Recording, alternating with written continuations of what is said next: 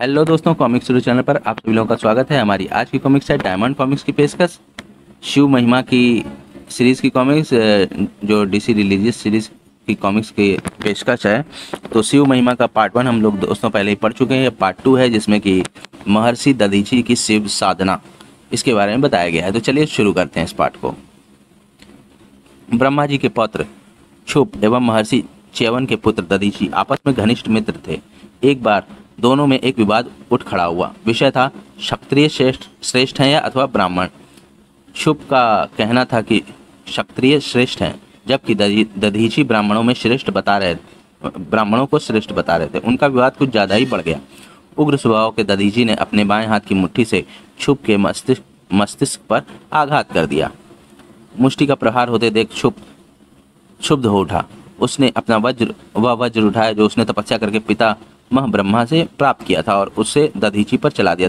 दधीची की पसलियां टूट गईं, वह बेहोश होकर गिर गए। फिर जैसे ही उनकी मूर्छा भंग हुई, उन्होंने अपने योग बल से शुक्राचार्य का स्मरण किया। तुरंत ही शुक्राचार्य वहां उपस्थित हो गए। क्या हुआ वत्स, तुम्हें ये चोट कैसे लगी? आचार्य, पितामह के पौत्र क्षुप द्वारा मुझ पर वज्रघात किया गया है। मेरी पीड़ा से बुरी हालत हो रही है, कुछ उपाय कीजिए। शुक्राचार्य तुरंत उपचार में जुट गए और कुछ ही पलों में दधीची की टूटी पसलियों को जोड़ दिया।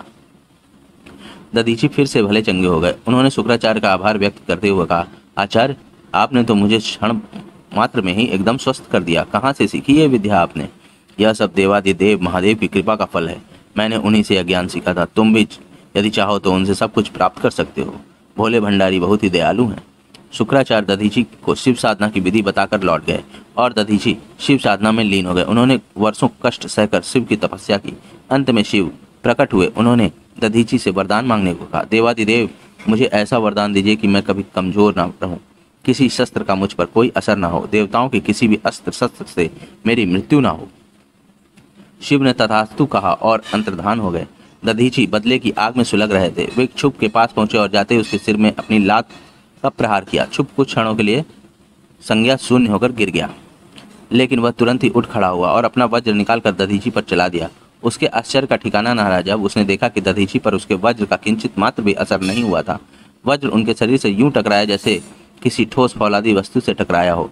क्षुप का हाथ झंझना कर रह गया। फिर इससे पहले कि दधीची उस पर फिर से प्रहार करें, क्षुप भाग खड़ा हुआ।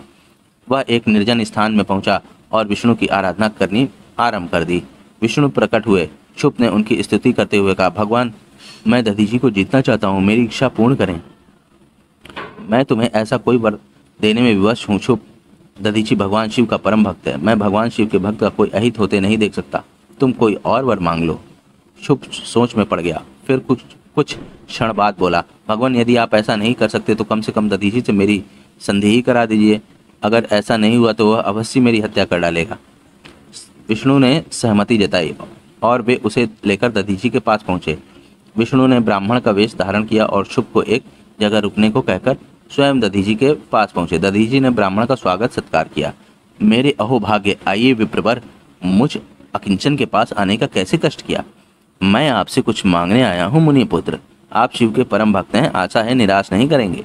दधीची ने अपना अंतर शक्ति से तुरंत विष्णु को पहचान लिया। विष्णु के इस तरह छल करके कुछ मांगने के प्रयोग को भी वे भांप गए, अतः बोले, मैंने आपको पहचान लिया है देव, किंतु इस तरह वेश बदल कर आने का क्या प्रयोजन? अगर आप शुभ के जीवन दान को अभय मांगने आए हैं तो मैं असमर्थ हूँ। शुभ मेरे हाथों जरूर मरेगा, लेकिन शुभ मेरा भक्त है और अपने भक्त का कोई अहित होते देखना मैं कैसे बर्दाश्त कर सकता हूँ।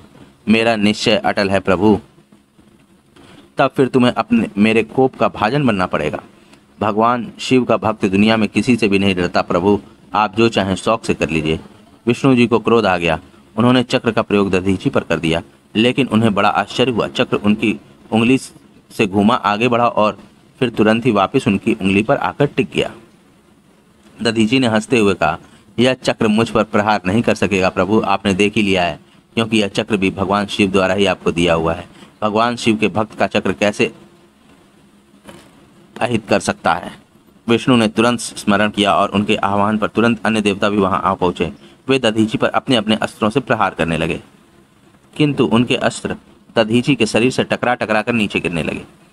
दधीची ने अपने पास पड़े कुश के तिनके उठा लिए और उन्हें त्र्यंबक का अस्त्र से अभिमंत्रित करके देवताओं की ओर फेंक दिया। मंत्र विद्ध कुश के तिनके तेज धार वाले त्रिशूल बन गए और देवताओं की ओर उड़ चले। देवों में भय व्याप्त हो गया। भगवान शिव के मंत्र से बंधे हुए त्रिशूल सीधे विष्णु की ओर गए और उन्हें चारों ओर से घेरकर एक गोल दायरे में बांध दिया। देवता मैदान छोड़कर भाग निकले। विष्णु जी ने अपने पार्षदों को प्रकट किया। ये पार्षद विष्णु जी के समान ही बलशाली थे। उन्होंने दधीची से युद्ध करना आरंभ कर दिया, लेकिन दधीची ने शीघ्र ही उन्हें शिव शक्ति के अमोघ अस्त्र से भस्म कर डाला। पार्षदों के भस्म होते ही विष्णु ने विराट रूप धारण कर लिया। उनके शरीर में संपूर्ण लोक दिखाई देने लगे। यह माया और मंत्र शक्ति मुझे प्रभावित नहीं कर सकेगी प्रभु, यह तो मैं भी आपको करके दिखा सकता हूँ। फिर देखते ही देखते दधीची का आकार विष्णु के आकार से भी कई गुना ज्यादा हो गया। भगवान विष्णु ने दधीची को प्रणाम किया। उन्होंने संकेत से एक ओट में छुपे शुभ को बुलाया और उसे दधीची के सामने करते हुए बोले, शुभ से बहुत बड़ी भूल हो गई थी विप्रवर, आप इसे क्षमा कर दीजिए। यह अज्ञान था, इसे मालूम नहीं था कि ब्राह्मण की शक्ति राजा महाराजा यहाँ तक कि देवों से भी बड़ी होती है। इसका अपराध क्षमा करें। शुभ दधीची के चरणों में गिर गया। उसने दधीची से क्षमा याचना की। मुझे क्षमा कर दो मित्र, मुझसे बहुत बड़ा अपराध हो गया था। अहंकार में आकर मैं ब्राह्मण की शक्ति को समझ नहीं सका था, क्षमा कर दो। करुण हृदय दधीची तुरंत सदय हो उठे। उन्होंने शुभ को उठाकर गले लगाया। तुमने अपनी भूल की क्षमा मांग ली, यही उचित है। पश्चाताप सारे पापों को धो देता है। मैं तुम्हें क्षमा करता हूँ। हम मित्र हैं और आगे भी मित्र ही रहेंगे। दोनों का मिलन कराकर विष्णु जी वापस अपने धाम लौट गए।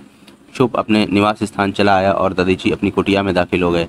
उसके बाद बहुत वर्षों तक दधीची महेश्वर शिव की आराधना में लीन हो गए। तो दोस्तों, हमारे ये पार्ट 1 भी यहीं पे समाप्त होता है और अब मिलते हैं शिव महिमा के पार्ट 3 में, जिसका लिंक आपको इसके डिस्क्रिप्शन में मिल जाएगा। और आपको ये कॉमिक्स कैसी लगी हमें कमेंट सेक्शन में ज़रूर बताएं और हमारे चैनल को सब्सक्राइब करना ना भूलें। मिलते हैं अब अगले पार्ट में। धन्यवाद।